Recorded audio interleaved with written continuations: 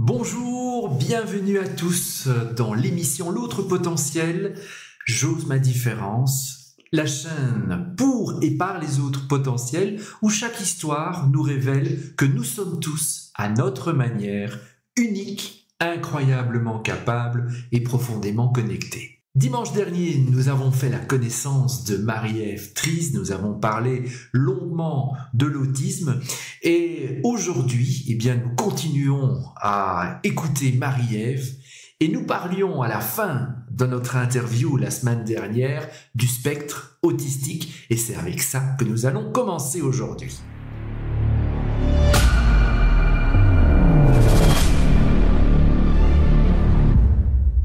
Mon fils avait aussi une passion pour les éditions Dupuis, les éditions bande dessinée, au point qu'il a reproduit en Lego tout leur plateau de travail.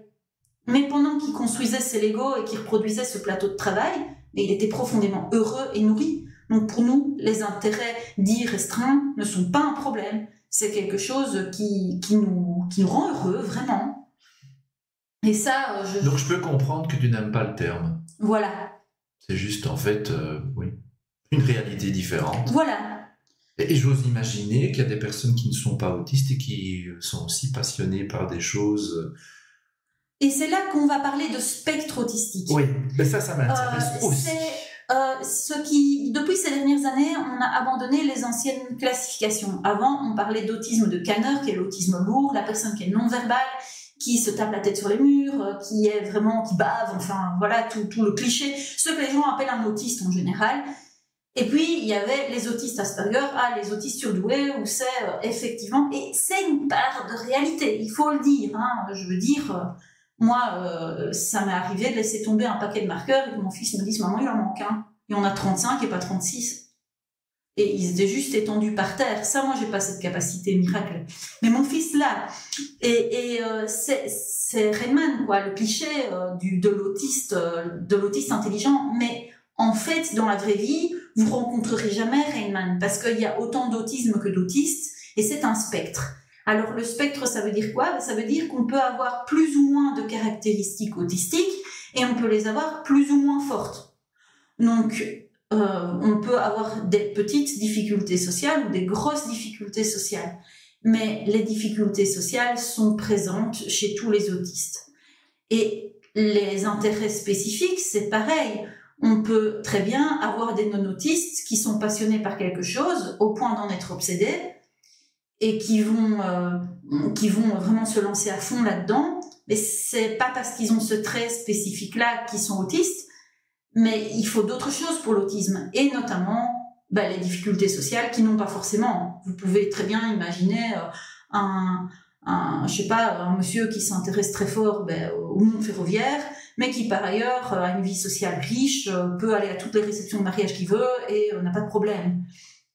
Donc ça, c'est aussi à nuancer. Il y a une troisième chose qu'on oublie très souvent dans la description de l'autisme, qui n'est pas spécifique non plus de l'autisme, mais qui est très présente chez les autistes, c'est les hyper- et les hyposensibilités.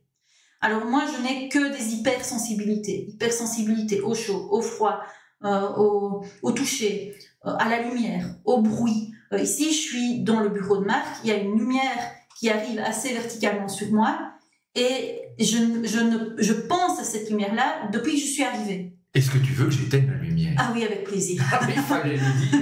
On verra la différence du coup. Ah oui. Alors. Là, j'ai un stimulus de moins et je me sens nettement mieux. C'est directement, il y a un soulagement.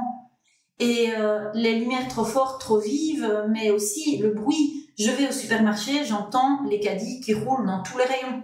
C'est insupportable. Je ne sais pas rentrer dans un hypermarché. Il y a trop de données, il y a trop d'infos qui arrivent en même temps.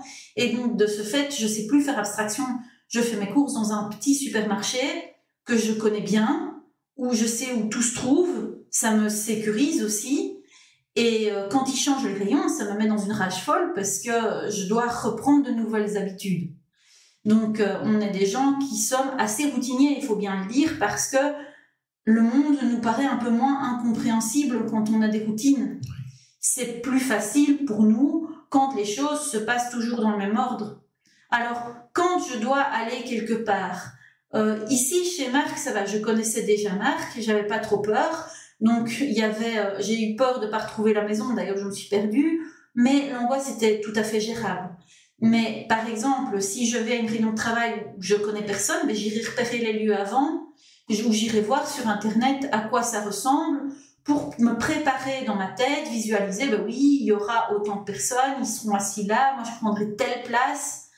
Je fais déjà la scène dans ma tête pour préparer le jour J. Dimanche, je devais distribuer des tracts sur une sorte de foire aux extrascolaires et je voulais rencontrer les chefines locales de la culture et du tourisme. Et j'ai été voir sur Internet à quoi elle ressemblait pour directement la repérer. J'ai préparé à l'avance comment j'allais l'aborder, de manière à être sûre de ne pas avoir l'air trop spécial au moment où je l'abordais. Et ça s'est très bien passé, parce que évidemment, ça se passe toujours très bien, et je me prépare probablement trop, mais ça me rassure, et ça me permet d'aller sur les événements en étant préparée. Ça, c'est quelque chose qui est important. Alors, j'ai plein de questions qui me viennent quand je t'ai écouté, mais une des premières, parce que je l'ai déjà posée, mais moi je me reconnais dans pas mal de trucs que tu dis. Et je pense que les hauts potentiels, donc je ne sais pas si tu connais les hyperstimulabilités de Kazimierz Dabrowski, j'en ai déjà parlé dans l'émission. Tu as beaucoup parlé de l'hyperstimulabilité sensorielle, hein, c'est la lumière, les sons. Beaucoup de hauts potentiels vont se reconnaître là-dedans.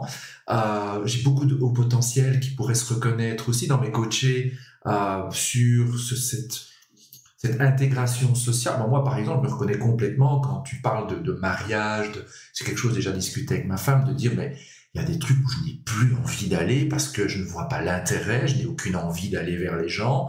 Ça me met dans un inconfort, peut-être pas au même niveau que toi. Comment est-ce qu'on peut faire la différence? Ou est-ce que les hauts potentiels ont d'office un spectre autistique? Alors, ce qu'il y a, les recherches actuelles, dans ce que je lis, tendent à montrer qu'il y a un pont entre haut potentiel, autisme, TDA, 10, troubles 10 en tout genre, etc. D'ailleurs, beaucoup d'autistes sont dyspraxiques. Et 80% des autistes sont TDA. Donc, il y a vraiment des ponts qui se font entre une chose et l'autre, malheureusement avec des choses beaucoup plus désagréables aussi, avec la migraine et la dépression, par exemple, hein. Où on remarque que les hauts potentiels sont plus sujets à ça. Il y a vraiment il y a des ponts qui se font, et moi j'aime bien dire, toi tu parles d'autres potentiels, c'est vrai que c'est un mot que j'aime bien, on dit aussi neuroatypie, hein, qui est fort. Oui, il y a des liens entre tout, c'est évident. Maintenant, pour mon vécu, ce qui est compliqué, c'est vraiment ce mur de verre qui se met même dans des lieux très très bienveillants, même quand j'apprécie les gens et tout, où j'ai l'impression de ne jamais totalement les comprendre, et eux, j'ai l'impression qu'ils ne me comprendront jamais totalement.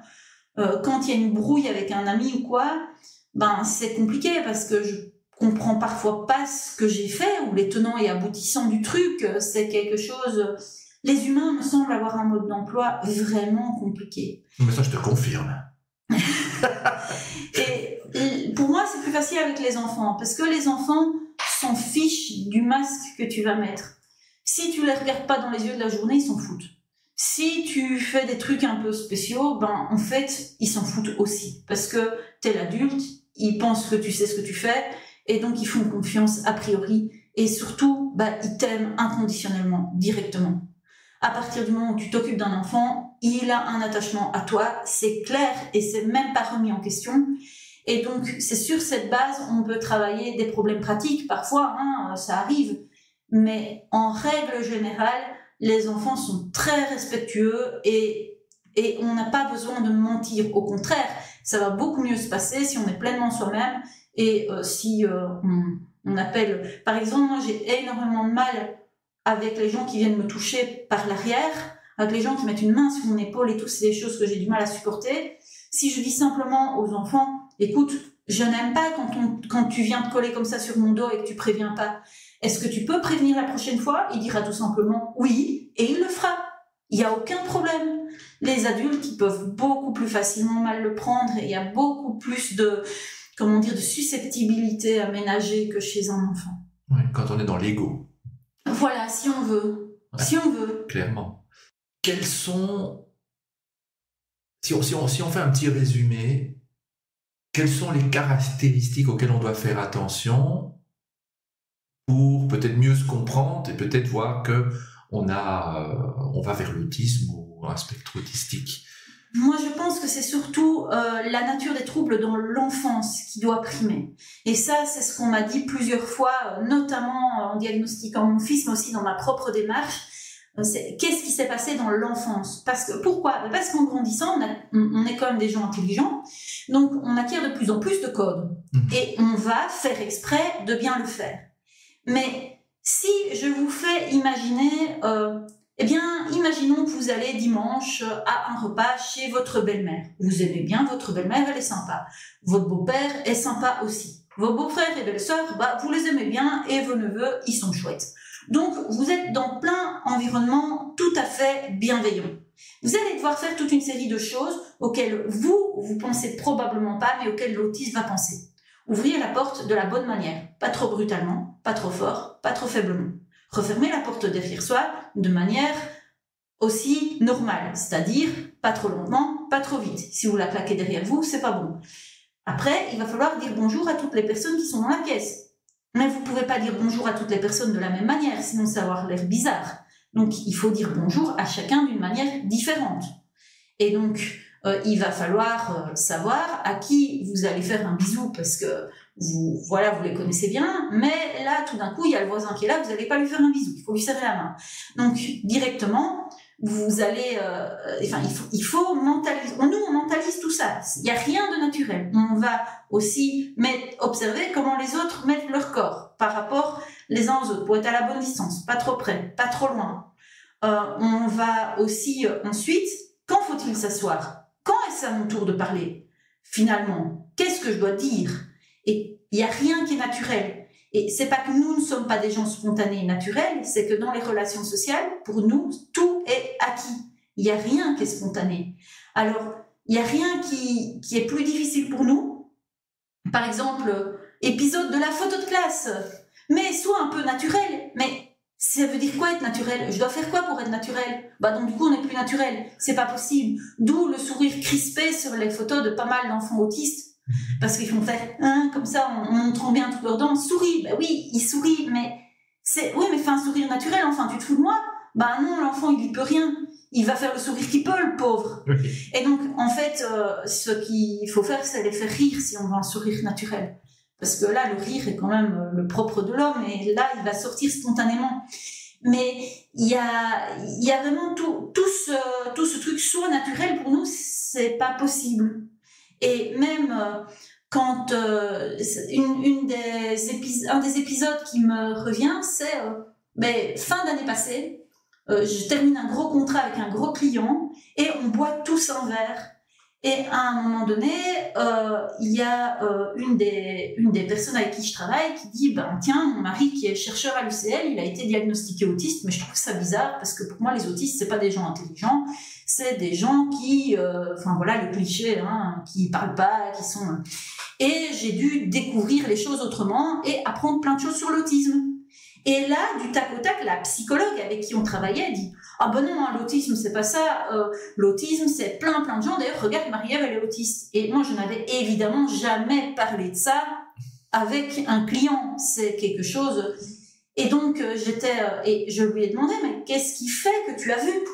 Et elle me disait « Tu as toujours une gestuelle étudiée. Tes gestes sont toujours parfaits par rapport à la situation.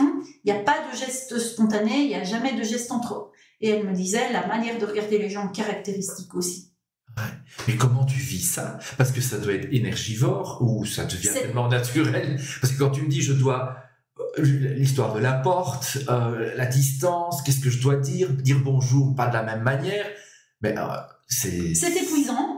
Ce qui fait qu'à un moment donné, notre jauge sociale, elle est très rapidement vide. Et donc, de ce fait, quand notre jauge sociale est vide, si on veut éviter des forts gros problèmes, il faut qu'on s'isole. Et là, à ce moment-là, s'isoler, je ne veux pas dire être obligatoirement seul, mais disons être en famille proche ou dans un environnement où si tu te tapes en schlag sur une chaise avec une tasse de café, ton entourage sait qu'à ce moment-là, il ne faut pas trop te causer, quoi. Et à ce moment-là, tu recharges tes batteries. Heureusement, ça se recharge chez moi et chez mon fils, en tout cas, relativement rapidement. C'est l'affaire d'une demi-heure. Ah oui. Mais voilà, si quand j'ai distribué mes tracts, par exemple, à un moment donné, j'ai fait une pause d'une demi-heure. J'ai été me mettre, il y avait une forêt un peu plus loin, il y avait un petit banc, j'ai été me mettre là, hop, et puis quand j'ai senti que j'étais de nouveau capable d'affronter les gens, j'y suis retournée. Mais je serais incapable de rester sur un marché à distribuer des tracts entre 1h et 17, entre 13h et 17h. C'est pas possible. Et comment tu le sais? Comment ça se manifeste, cette jauge sociale qui est vide? En fait, moi j'appelle ça la gueule de bois sociale. Tu imagines que tu as bu très beaucoup la veille et que le lendemain tu te réveilles dans un état pas très agréable. J'arrive dans cet état-là. J'ai vraiment la tête qui tourne, je me sens pas très bien, nauséeuse, j'ai un peu mal à la tête et surtout, je ne comprends même plus ce qu'on me dit. Il y a des bruits qui se passent autour de moi, j'arrive plus à suivre une conversation, c'est plus possible. Et donc, je me retrouve comme si j'avais la gueule de bois, même si j'ai rien bu. Et donc, à ce moment-là, le temps que les sensations se dissipent. Alors, qu'est-ce qui se passe? Ça, c'est intéressant. Qu'est-ce qui se passe si on se force? Parce que très jeune, évidemment, on teste ses limites. On va se dire, oui, mais enfin, parce que, bon, imagine, tu as 20 ans, 24 ans, aucune compréhension de ton autisme, puisque tu ne sais même pas que ça existe, et tu te retrouves en soirée avec une bande d'amis. Mais tu te dis qu'en fait, tu devrais faire un effort, puisque tous les autres, ils en font un. Ça ne te vient même pas à l'esprit que les autres, ils n'ont pas ça. Tu penses que tout le monde... C'est la norme pour voilà. toi. Ouais. Donc, tu penses que tout le monde a ça. Donc, tu dis, je pourrais faire un effort. Mais ce qui se passe, c'est qu'à un moment donné, tu vas t'effondrer. Alors, il peut se passer plusieurs choses. Il y a ce qu'on appelle le shutdown des autistes. Donc là, tu vas être muet, incapable de réagir, incapable de parler. Tu sais plus rien dire. T'es là, scotché, t'es là...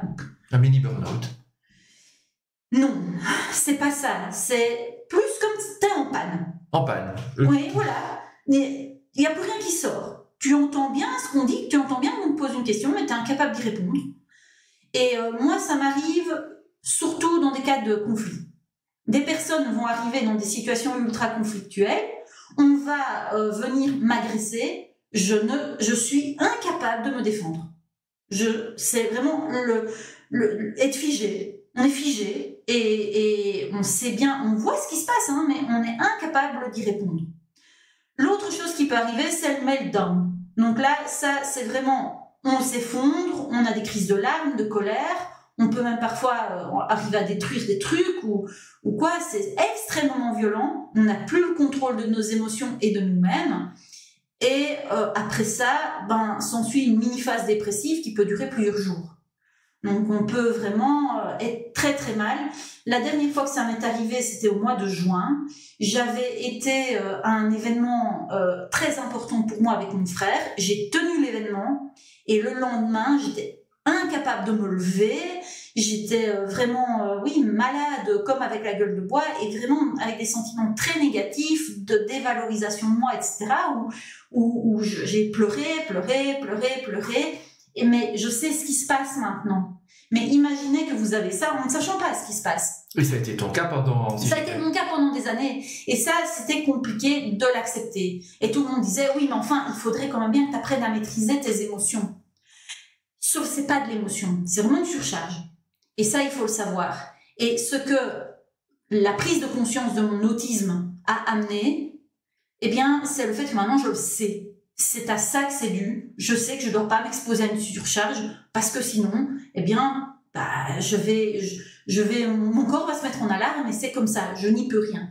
Si jamais mon corps se met en alarme, je suis beaucoup plus patiente avec moi-même parce que je sais à quoi c'est dû et je sais bien que c'est pas une mauvaise gestion des émotions ou quoi. C'est vraiment une question d'alarme. Merci Marie-Ève pour toutes tes réponses, c'est juste génial. Merci pour ton temps.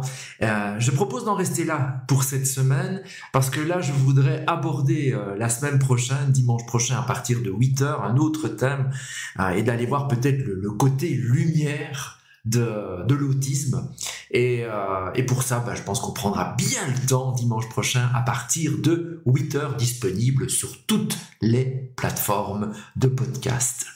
D'ici là, déclenchez la magie qui est en vous pour oser votre différence dans notre monde. À la semaine prochaine.